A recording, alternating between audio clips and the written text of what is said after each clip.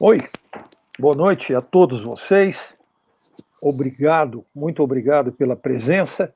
E vamos começar a nossa live a respeito do nosso curso Conversas sobre Fotografia. Eu sou o Thales Trigo e ao meu lado o Antônio Casali, que é meu amigo, muito bom professor de fotografia e ótimo fotógrafo. E nós trabalhamos juntos no projeto desse curso. Faz já alguns meses que a gente está trabalhando no projeto e hoje a gente tem essa oportunidade de ter essa conversa com vocês para explicar o que é que nós vamos fazer, qual é o nosso projeto para o nosso curso. Fala, Casali. Legal, obrigado, viu, pessoal? Estou vendo já alguns nominhos conhecidos aí. Muito obrigado pela presença de vocês, pela confiança, né, pela parceria de tantos cursos, tantas saídas fotográficas. E para mim, estar ao lado do Thales Trigo tem sido um aprendizado também, né, porque ele tem muito para passar. Nós trabalhamos com muito afinco em cima deste curso. Espero que vocês possam aproveitar na live de hoje e depois também ao longo do nosso curso. Tá bom? Sejam bem-vindos e vamos lá. Então, eu e o Casali cuidamos do texto, das ideias, de qual eram os assuntos interessantes para o curso. E a gente tem, por trás das câmeras, a imprescindível ajuda do Carlos Augusto de Souza, que cuida da parte de internet, de produção, e ele que é o diretor de TV da nossa empreitada.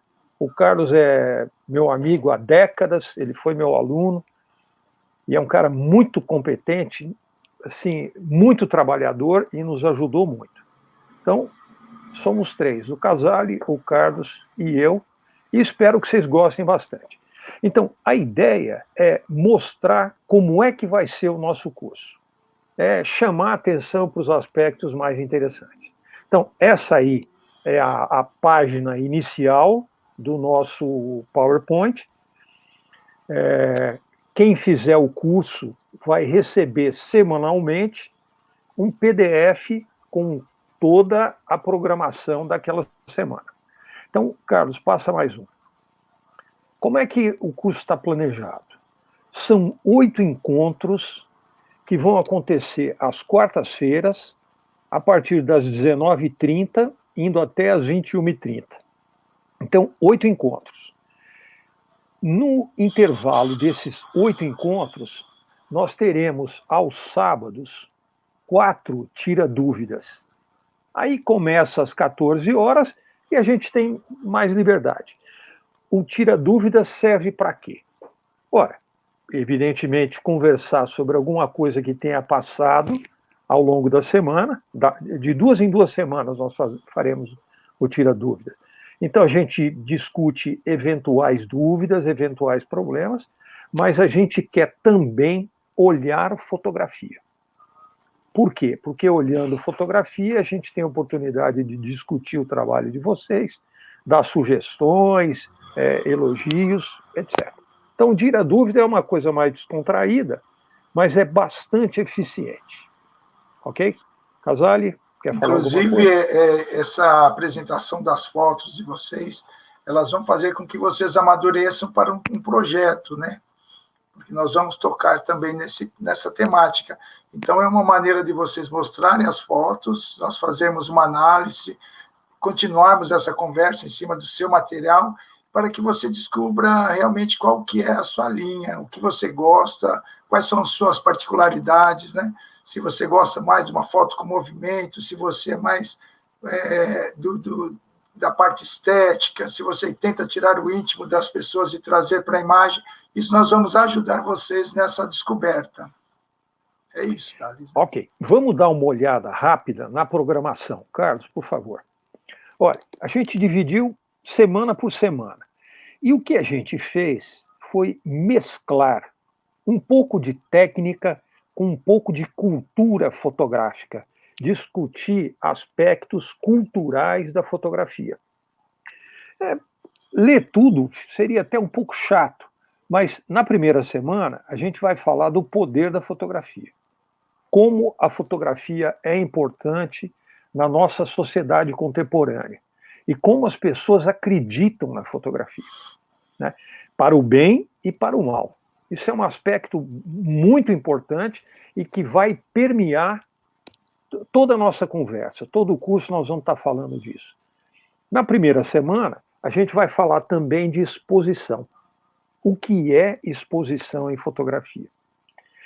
E esse é um daqueles temas que eu aprendi de forma muito atabalhoada. Eu aprendi sem saber o que eu estava fazendo. Eu me lembro da primeira câmera que eu usei, que era uma câmera do meu pai, uma Contarex, uma câmera muito boa da Zeiss, mas naquela época tinha um fotômetro analógico, era uma agulhinha que subia e descia.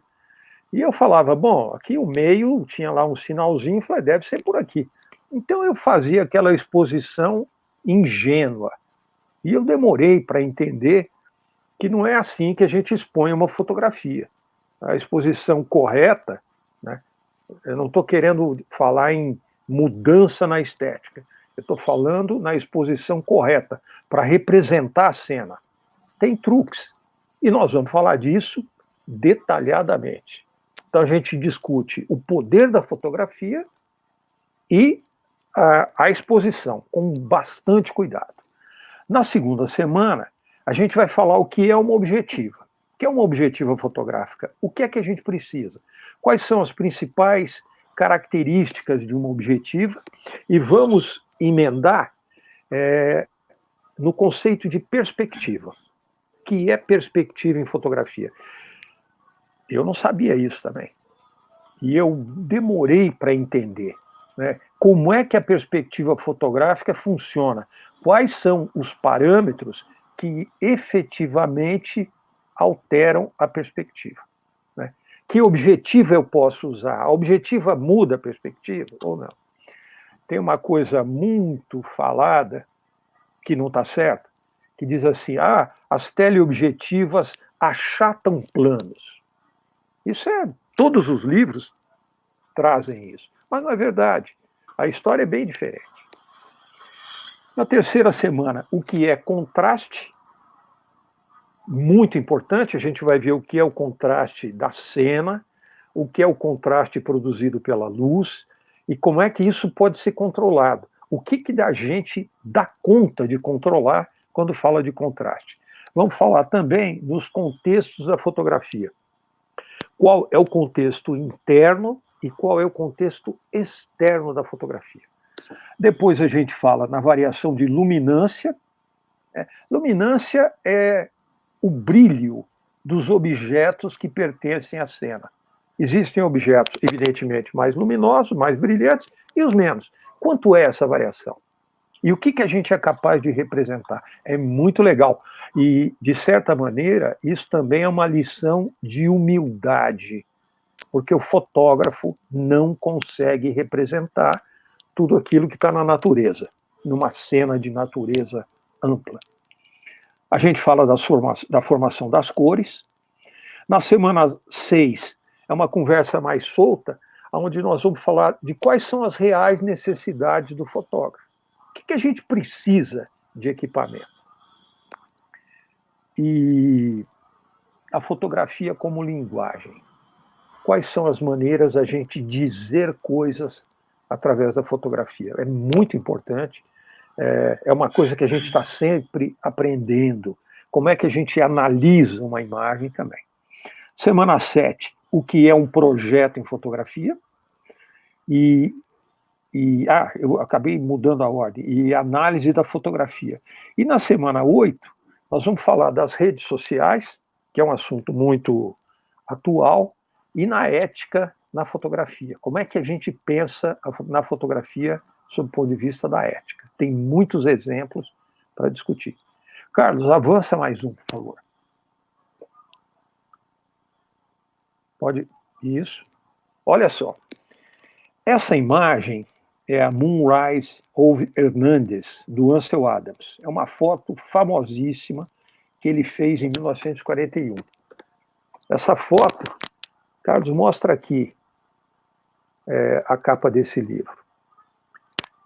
Esse livro que eu tenho já há bastante tempo, são 40 fotografias que o Ansel Adams analisa, fotografias que ele fez.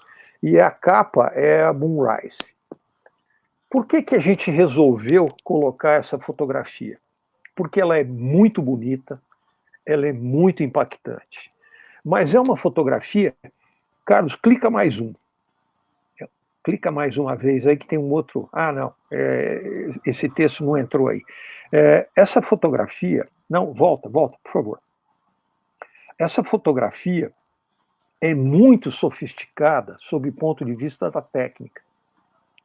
Às vezes, a gente olha a fotografia e fala assim, poxa, o Ansel Adams é um gênio, ele chegou lá, ele estava passando numa estrada, viu essa cena, parou a perua dele, subiu na capota, onde ele tinha uma plataforma, montou a câmera dele de grande formato, uma 8x10, e fez essa foto.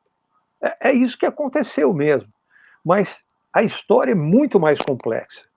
Quando ele colocou a câmera na capota, com um filme e tal, naquela correria para não perder o momento, ele tinha esquecido o fotômetro. Então ele fez uma fotometria a partir do conhecimento técnico dele. Ele conhecia qual é a luminância da Lua, e aí ele fez uma série de aproximações para a Lua cair na zona 5, o cemitériozinho iluminado pelo Sol cair numa outra zona e tal, fez 2 exposições. E quando ele chegou em casa, ele foi revelar as 2 chapas que ele tinha feito. E tomou extremo cuidado, porque ele perdeu a primeira revelação. A primeira não ficou boa. Então ele tinha só mais um negativo e teve que revelá-lo com grande cuidado e perícia. O que eu quero dizer é que quando a gente vê uma fotografia tão bonita e tão sofisticada como essa, a gente não deve ser inocente em pensar, puxa vida, o Ansel Adams é um craque. Ele é um craque. Mas essa foto tem muito mais do que a gente pode pensar simplesmente. É muito difícil fazer uma fotografia como essa, mesmo nos dias de hoje. Pode passar, Carlos, por favor. Depois, nós vamos falar sobre as objetivas, como eu comentei. O que é uma objetiva? Como é que as objetivas são classificadas? Quais são os principais parâmetros de uma objetiva? Os 2 principais são distância focal e abertura. Mas, por exemplo, o que é uma lente normal? A gente ouve falar, a gente fala, lente normal. Qual é o conceito de lente normal? Uma lente normal depende do formato do nosso filme ou do nosso sensor. Se a gente estiver usando um filme 35 milímetros, ele mede 24 por 36 milímetros. Se a gente calcular a diagonal do formato, como eu fiz aí pelo Pitágoras, dá 43 milímetros. A lente cuja distância focal é 43 milímetros é considerado a lente normal para aquele formato. Se o formato muda, a lente normal muda junto. Se o formato é cropado, a lente normal é menor. Então, são coisas que a gente vai discutir cautelosamente, né, para que vocês realmente tirem essas dúvidas. Numa máquina 6x6, uma Rolleiflex ou uma Hasselblad, a lente normal é de 80 milímetros. Numa máquina de 4x5 polegadas, é 150 milímetros. E daí para frente. Eu quero mostrar para vocês, Carlos, pode passar, o tamanho de um sensor profissional e o tamanho de um sensor de iPhone. Bom, aí nós estamos mudando de... Pode clicar mais uma vez. Carlos, por favor. Essa foto foi feita pelo Robert Doisneau em 58, na Rua do Sena. E essa foto é importante porque ela tem um contexto interno, que é bastante bonito, é legal, é um homem conversando com uma moça. o Doisneau pediu licença para o casal para fazer a foto. E essa foto foi publicada.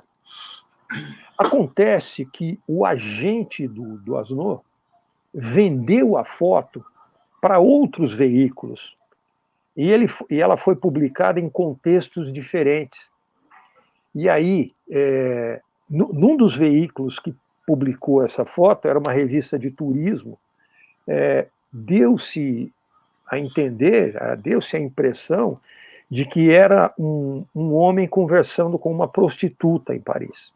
E isso deu uma confusão gigantesca. Então é muito importante a gente entender o contexto interno e aonde que essa foto vai ser mostrada também. Faz diferença. Claro que se você mostra essa imagem, essa bonita imagem, numa revista de fotografia, ela tem uma conotação. Se você coloca a mesma imagem numa revista de turismo, falando das maravilhas de Paris, a conotação pode ser completamente diferente. Vamos ver mais uma. Eu estou agradecendo a presença de muita gente. Não dá para eu ler o nome de todo mundo, mas eu estou muito feliz. Temos um bom público aí, Thales. Que legal. Essa foto também tem um contexto. São essas duas senhoras chinesas com as mãozinhas colocadas aí nesse objeto. Como o objeto não aparece todo, às vezes a pessoa olha e fala, o que é isso? Tem um contexto. Quando a gente conhece o contexto, a gente entende melhor. É aquilo que eu e o Casale chamamos, assim, é uma expressão até um pouco pretensiosa, de cultura-chave. Cultura-chave no sentido de que é chave porque ela abre o significado. Esse objeto que está aí atrás das senhoras, uma delas está com a mão apoiada, é o touro de Wall Street. Aquele touro de bronze que tem lá em Wall Street, que as pessoas passam a mão para dar sorte. Então, tem um contexto. A pessoa que conhece o contexto atribui um outro significado. Né? É legal a gente pensar nisso. E a outra foto, mais ainda. Pode passar. Olha só, essa foto eu fiz em Coney Island, nos Estados Unidos. Para quem não conhece o contexto, você olha e fala, bom, é um jovem de calça arregaçada, branquelo, colocando lá uma camiseta, uma camisa, alguma coisa. Mas não desenvolve o entendimento. Esse jovem, e eu fiz uma foto até maldosa, porque eram 4 ou 5 jovens judeus ortodoxos que estavam tomando sol em Coney Island. Tomando sol e tomando Budweiser também. Dá para ver a garrafinha ali embaixo. E eu estava passeando, fiz essa foto. Na verdade, eu fiz essa e várias outras. E eu escolhi essa porque ela é significativa. O jovem, depois que eles tomaram sol, tomaram a cerveja, ele está vestindo o tzitzit, que é uma roupa tradicional judaica, que os judeus ortodoxos usam embaixo da camisa. Ela tem umas franjas que tem uma série de significados importantes para os ortodoxos. E eu fiz essa foto. Eu conhecia essa tradição, eu conhecia essa roupa, e eu fiz a foto pensando, falar, olha, isso aqui pode ser até que um judeu ortodoxo, olhando essa foto, pense que ela é desrespeitosa. Mas, evidentemente, eu não tinha essa intenção. Eu apenas aproveitei a oportunidade. Então, conhecer a cultura aonde a gente fotografa, conhecer a cultura na hora de observar fotos, traz significados diferentes. Evidentemente, não dá para a gente conhecer todas as culturas, todas as imagens. Algumas a gente gosta apenas porque gosta, porque são bonitas, são interessantes. Mas nós vamos tratar disso no curso. Pode passar, Carlos. Isso, clica mais um, Carlos, por favor, porque aí tem um crédito. Mais uma. Uma outra coisa que a gente vai discutir, que eu acho muito legal, são as mudanças na percepção feitas no momento da fotografia. Essa imagem foi feita em Lisboa pelo João Lobo. O João Lobo é um fotógrafo brasileiro que mora em Portugal já faz 6 anos. Ele está fazendo doutorado na Universidade de Lisboa, um doutorado em fotografia. E ele fez um projeto muito interessante, muito legal, que é colocar uma câmera fotográfica na frente de uma locomotiva e fotografar ao longo do trajeto, com tempos de exposição longos. Essa daí é de 10 segundos, mas ele tem exposições de 2 horas, de 2 horas e meia, usando filtros de densidade neutra e controlando a máquina de dentro da locomotiva. É um baita de um projeto de engenharia. E a gente vai ter oportunidade de discutir como é que a técnica pode modificar a nossa percepção do mundo. Então, esse é um tema que a gente vai tratar. Claro, vocês percebem, eu sou animado, né? Eu e o Casale gostamos do que a gente está fazendo. Isso é uma coisa que não dá para esconder. Eu estou louco para começar logo o curso. É isso aí, dia 7. Vamos lá. Bom. Isso é uma outra coisa que eu aprendi errado. Não é que eu aprendi errado, é que eu não tinha a menor ideia. Eu comprei a primeira câmera digital em 1996. Eu comprei em fevereiro de 96, ela chegou aqui em abril de 96. Era uma Sinar grande, uma máquina de grande formato, eu usava montado numa 4x5, de 4 megapixels. Apenas 4 megapixels. Custou muito caro, mas era uma maravilha. Eu estava tão assustado com a compra, muita gente achando que eu tinha feito loucura, que aquilo não ia funcionar e tal, mas eu estava tão assustado que eu falei, bom, agora eu tenho que pôr esse negócio para funcionar mesmo. E aí eu comecei a estudar digital para valer, partindo do zero. Eu sabia operar a máquina mais ou menos, porque eu tinha aprendido quando eu comprei. Mas aí eu fui estudar a estrutura das imagens digitais. E isso é uma coisa que gera uma certa confusão. Aí eu simulei isso no Photoshop, criei uma imagem digital, teórica. Cada quadradinho desse representa um pixel. Cada pixel tem uma única cor. Pixel só tem uma cor. Pixel não pode ser metade verde, metade amarelo. Pixel é uma cor só. Mas a cor de cada pixel é formada por uma soma de vermelho, verde e azul. E esses números que acompanham aí o RGB são as quantidades de vermelho, verde e azul que eu usei para fazer aquele pixelzinho que está indicado pela flecha. Os outros 2 números de cima, x igual a 2, y igual a 4, representam o endereço daquele pixel em particular. Então, todos os pixels numa câmera digital são mapeados. Cada pixel tem seu endereço. Por isso que você pode modificá-lo individualmente. Isso que eu estou mostrando é o pixel. No sensor da câmera não existe pixel. No sensor da câmera existe fotodiodo. Cada fotodiodo gera um pixel. Fotodiodo é o elemento físico que capta a luz e produz o pixel. Então, isso é outra coisa que a gente vai falar com calma e, assim, oferecer oportunidade para discutir para todo mundo entender mesmo. Ô, Thales. Oi.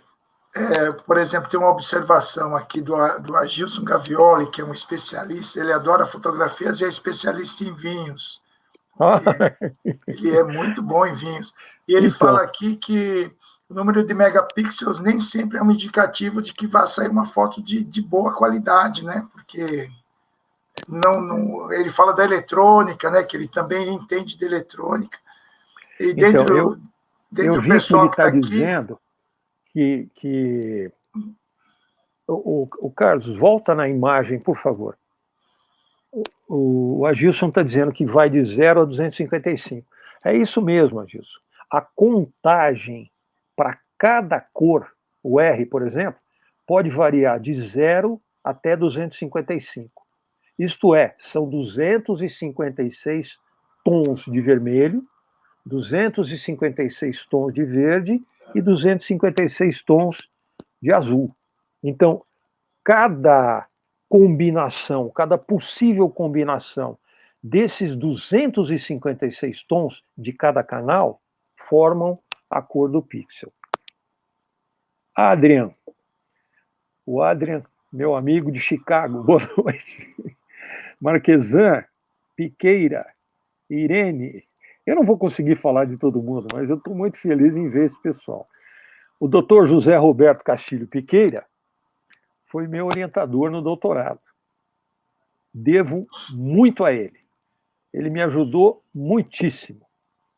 Me ajudou muito na tese e me ajudou ao longo dos 40 anos que a gente convive.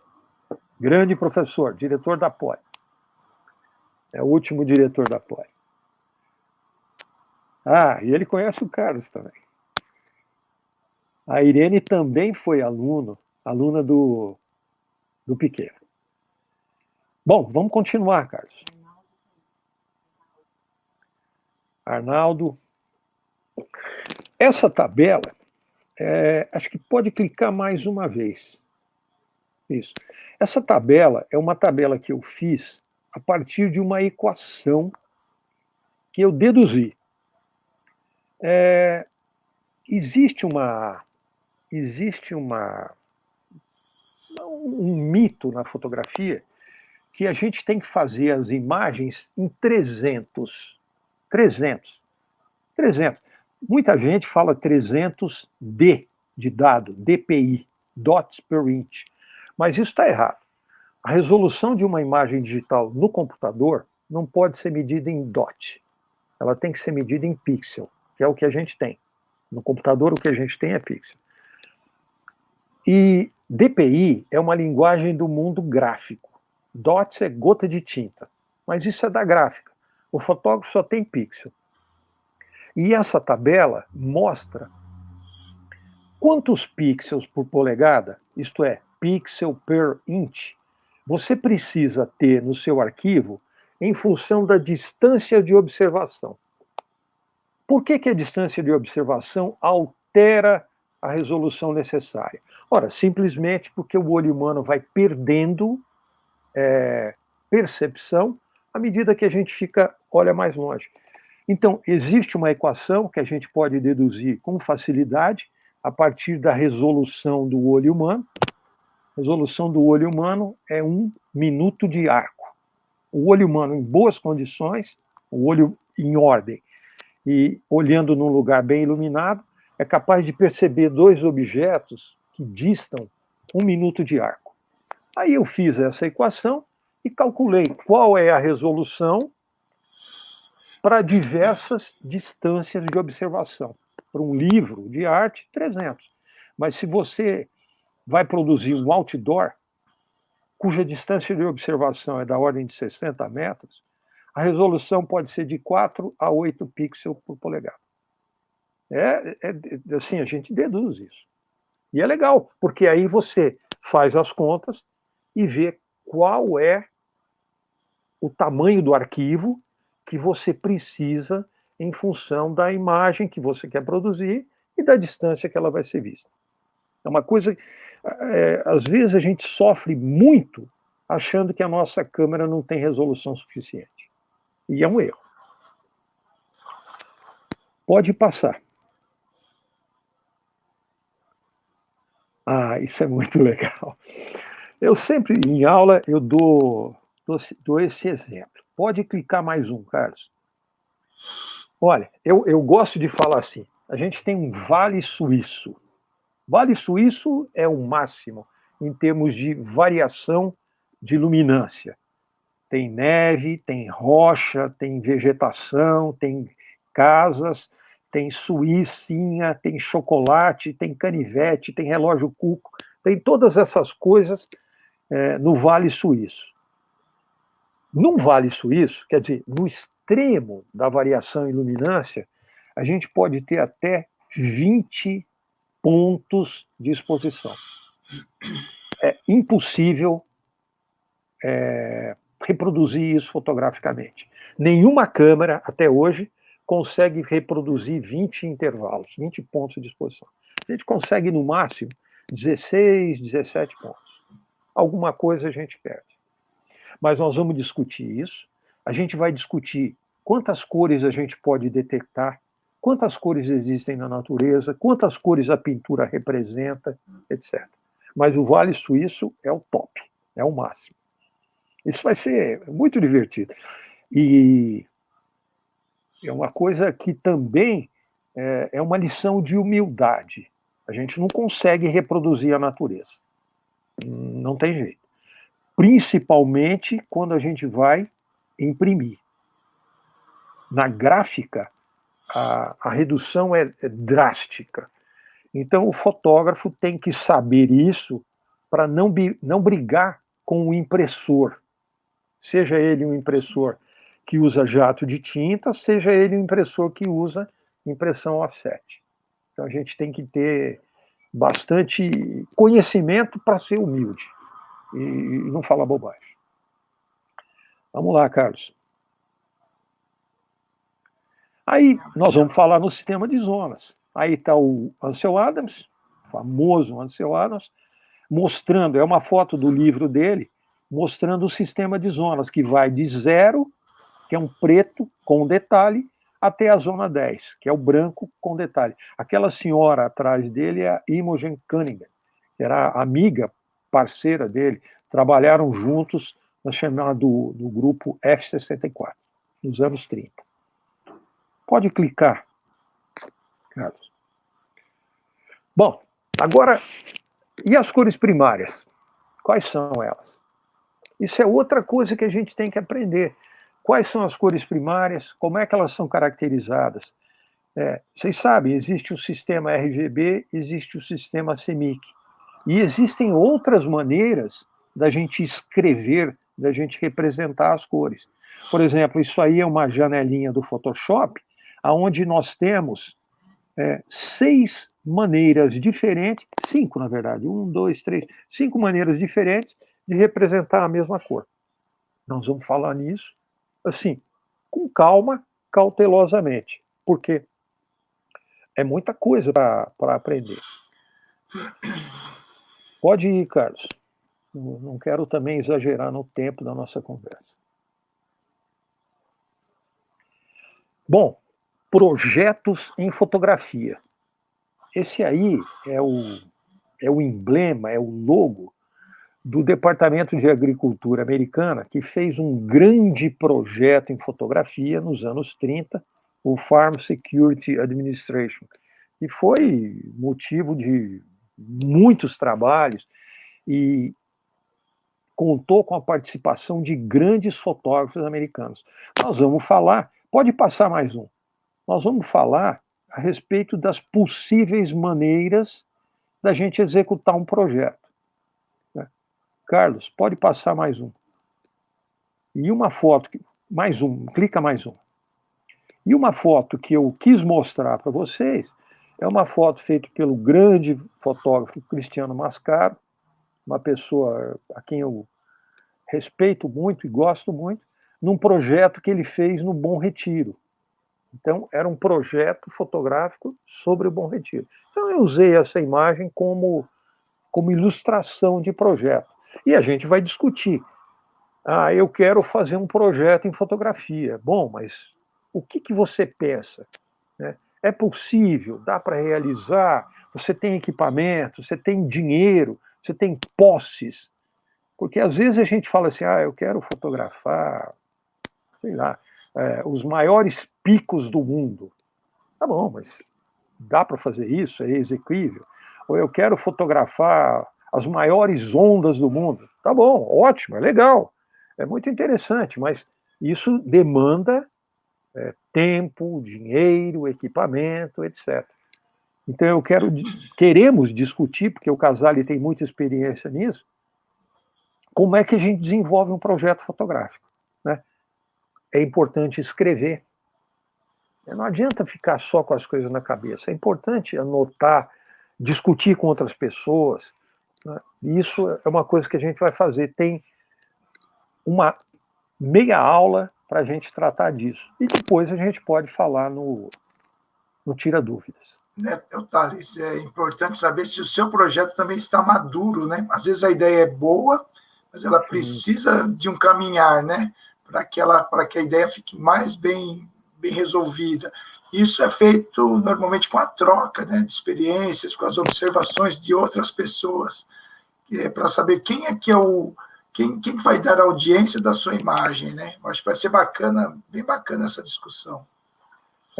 Eu tenho certeza que toda vez que eu converso com alguém, eu aprendo alguma coisa.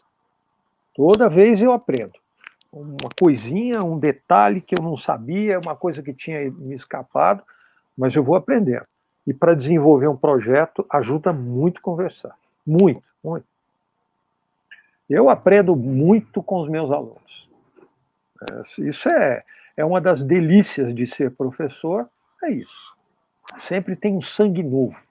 Às vezes eu falo que os professores são vampiros dos alunos, porque eles têm sempre um sanguinho novo para a gente aproveitar. Ideias novas, maneiras de entender o mundo diferentes.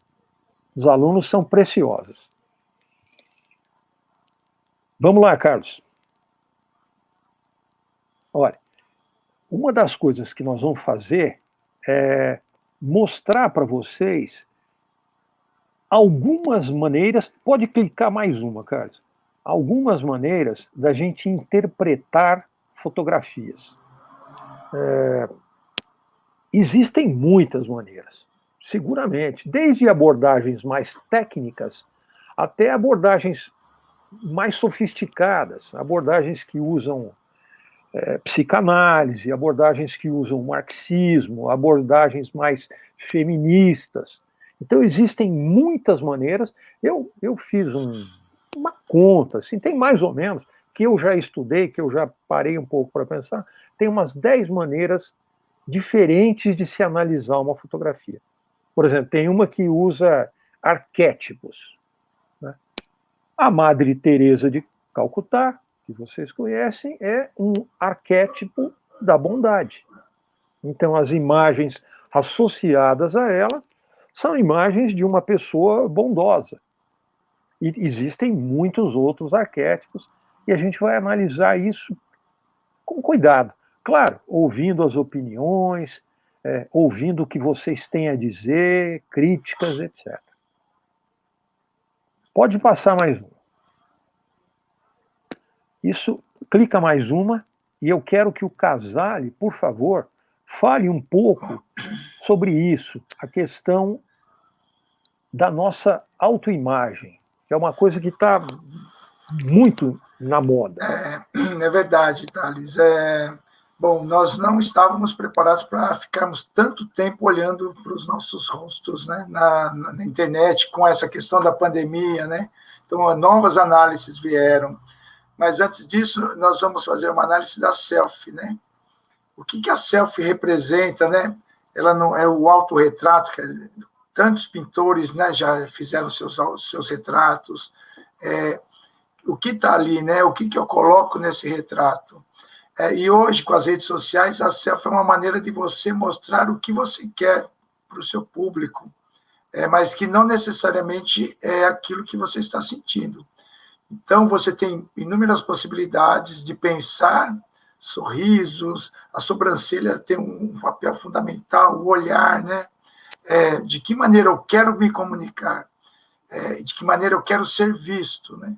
E essa frequência, até brinco com os alunos, nós fazemos selfies constantemente porque nós temos que nos entender nesse mundo tão dinâmico.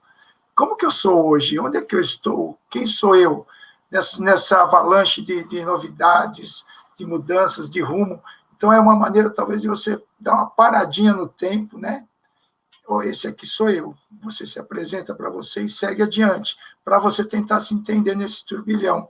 Então, e o autorretrato, a selfie, tem vários fatores, como o Thales abordou aí, as várias possibilidades de análise de um projeto. O autorretrato também, ele pede várias análises. Por exemplo, o pau de selfie, ele elimina o outro, né? Eu não preciso mais de você, eu seguro o celular, faço minha fotografia, eu não preciso mais da interação. E aí as coisas vão evoluindo, vão gerando seus problemas. Nós vamos falar do pau de selfie, que depois ele passa a ser proibido em alguns lugares. A inversão das relações, por exemplo, o paparazzi que tinha na foto do famoso, né? A sua foto premiada, vamos dizer assim, com a publicação numa revista, com furo de reportagem, a invasão da privacidade. Com o tempo, com as redes sociais e os famosos postando todo dia inúmeras fotos, o paparazzi perde a função. Né? Ele já não precisa mais porque a intimidade já está devassada. E o que nós vamos analisar também? A inversão de papéis, né? Porque a paparazzi que estão processando celebridades porque estão usando fotos que eles flagraram. Olha que loucura. Então, análise, nas nossas aulas, nós vamos falar, né, nesse período do autorretrato, nós vamos fazer uma análise sobre isso, para que vocês pensem, né, um pouco mais, né, o que minha imagem demonstra hoje, né, o contexto em que eu estou, né, a roupa que eu estou vestindo, eu gero moda, eu gero polêmica, né, eu me revelo. Então, vai ser bem interessante essa questão do autorretrato. Thales. É isso mesmo. Então, vamos... Carlos, passa o próximo aí, por favor. Olha, essa foto, são duas fotos. Essa é a primeira, e aí a gente tem o Hitler, ali no centro da foto, de roupa escura, 3 senhoras e 2 homens. O camarada que está do nosso lado direito, à esquerda do Hitler, é o Joseph Goebbels. E do lado do Goebbels tem uma famosa cineasta alemã, a Leni Riefenstahl. Muito boa cineasta que filmou os Jogos Olímpicos de Berlim em 1936. Bom, segundo consta, ela tinha um caso com o Goebbels, que está ali do lado dela. Mas, por razões de publicidade, o Goebbels resolveu insinuar para o público alemão que ela tinha um caso, era com Hitler. E isso se conta. Eu falo com bastante cautela, porque eu li. Então, essa foto foi feita num determinado momento no jardim, mas quando o Goebbels resolveu publicar para insinuar essa relação Hitler-Lenin, eles fizeram um Photoshop nessa imagem. E, Carlos, então mostra. Então, eles simplesmente tiraram o Goebbels. Mas não existia Photoshop. Eram recursos de laboratório. Volta, Carlos. Põe o Goebbels. Tira o Goebbels. Então, foi uma coisa, claro, publicado num jornal, a pessoa talvez nem perceba. Mas olhando essa imagem agora, escaneada, digitalizada, a gente vê que é um Photoshop, é uma trucagem bastante limitada. E eu resolvi colocar essa imagem para a gente falar dos problemas éticos que existem na fotografia. Existem centenas de casos, e nós vamos ver muitos deles, de fotografias usadas de uma maneira alterada ou inapropriada, para dizer o mínimo. Os políticos usam isso com muita frequência. E essa cena do Hitler, do Goebbels, é bastante emblemática, né? Assim. Bom, essa é a última imagem da nossa livezinha, porque o tempo também já foram 45 minutos praticamente. Então, isso é o que nós vamos discutir ao longo das 8 semanas de programação. É bastante tempo, são 16 horas de programação, mais umas 4 horas do Tira Dúvidas, né? Dessa conversa que nós teremos aos sábados. Claro que se alguém tiver alguma dúvida, se alguém tiver alguma dificuldade, eu e o Casale gostaríamos ou poderíamos responder. Quero agradecer o Décio Quer, meu grande amigo de velejada, velejamos muito, a Irene, o Paulinho, o André Oliveto, o Mauro Tachner, o Paulinho Maciel, o Antônio, a Janaína, o Nelson Acar, o Eduardo, o Walter, o William Gonçalves, o Piqueira, que eu já falei, o Joacir Pimenta, o Luiz Oliveira, o Luiz Fernando Macian, meu aluno de muito tempo e colega fotógrafo, a Marina, o Fábio, meu amigão e fotógrafo, saímos para fotografar essa semana, Paulo Roberto, a Cíntia, o Samuel, o Arnaldo, meu parceiro também fotógrafo e professor, o Fábio Mesquita, obrigado, a Márcia, também minha amiga fotógrafa, saímos para fotografar, o Odenir, meu colega do Mackenzie, o Sérgio Mastre, o Armando Bruck,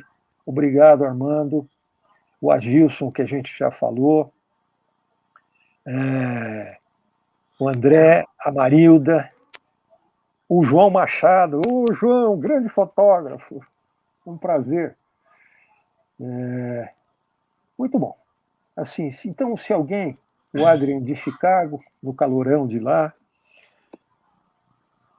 o Rolf, meu amigo de vela, tudo bem, Rolf? O Emerson, do Canadá, está morrendo de calor aí. O Thales, a Janaína tem uma dúvida. Ó, qual que é a dúvida da Janaína? Tem uma dúvida, os encontros serão em forma de live ou serão gravados? Eles serão em forma de live. No fim do encontro, a gente manda a apostila para todo mundo, mas eles serão gravados também. Tá? Todos os encontros serão gravados. Eu acho que na forma de live, Janaína, as coisas acabam acontecendo mais depressa. Né? Mas a gente vai gravar com certeza e vamos mandar a apostila em PDF. O Adria, como se cadastrar no curso? Carlos Mendes, abraço. Carlos Augusto, coloca aí um endereço para o Adria. Quem estava aqui, que eu faço questão de mencionar, acho que saiu. Viu, Penélope? Coloca o nosso endereço para o Adrien. Adrien, é www.conversassobreFotografia.com.br. Oi, Jolie. Arnaldo, abraço. Jolie, nós vamos ter mais uma live segunda-feira que vem, só. E depois a gente tem os horários, você pode ver os horários da programação no site. No site tem tudo direitinho, www.conversasobreFotografia. O site foi feito pelo Carlos, assim, muito caprichado, tem todas as informações estão lá. Bom, eu acho que, por enquanto, é só. Eu espero que tenha sido útil, oportuno, que vocês tenham tido uma noção geral do curso. Claro que no curso a gente tem muito mais tempo, a gente vai falar tudo com calma, cada aula tem uma apostila que já está pronta. No final da aula, todo mundo que faz parte do grupo que está frequentando recebe o PDF com as informações. Tá? E nós vamos gravar para eventual uso posterior. Oi, Renato. Então, eu acho que é isso. Eu quero me despedir, agradecer muito a presença de vocês e passar a palavra para o Casale para ele se despedir. Também queria agradecer, vi vários nomes aqui, o Joacir, via Luciana, via Marília, minha irmã, que nos acompanhou lá do hospital, bacana. Deixa eu ver. E viu o Renato Rocha Miranda também. Renato. Né? Tá, o Renato, o João Machado, né? Não sei se o Renato ainda está aí, mas agradeço muito a sua presença. Eu sou frequentador das suas lives também. Estou sempre lá de olho no que você fala. Obrigado. A Marina. Então, Thales, e aí também, né, nesse nosso curso, nós vamos sempre estar falando das coisas que nós falamos, das inovações tecnológicas que também nos vão mostrando novos caminhos, né? Seja no tratamento da imagem, seja na lente, né? Nas possibilidades que vão se abrindo para nós. Mas muito bacana o carinho do pessoal, a participação. Obrigado, Renato. Vamos longe aí. O Renato tem um site, o Criador, o Carioca, que é um ambiente muito produtivo. Ele trabalha muito, tem informações muito boas. Muito bom. Sempre aprendemos, né, com todos eles, né, com todos os alunos, todos os amigos. E é um conhecimento que se faz em conjunto, né? Conversas sobre fotografia. Obrigado, Mauro. Obrigado, Irene. O Renato conhece o Renato. Tchau, Nelson. Mais uma aluna aqui, a Maria também, presente, uma aluna sempre assídua. Bom, pessoal bem bacana, é muito bom esse reencontro. Então, boa noite para vocês, agradeçam e, é claro, inscrevam-se. Vai ser um curso muito legal. Com a presença de vocês, melhor ainda. Tá bom? Boa noite a todos. Tchau, gente. Boa noite. Muito obrigado. Tchau, gente. Muito obrigado pelo carinho.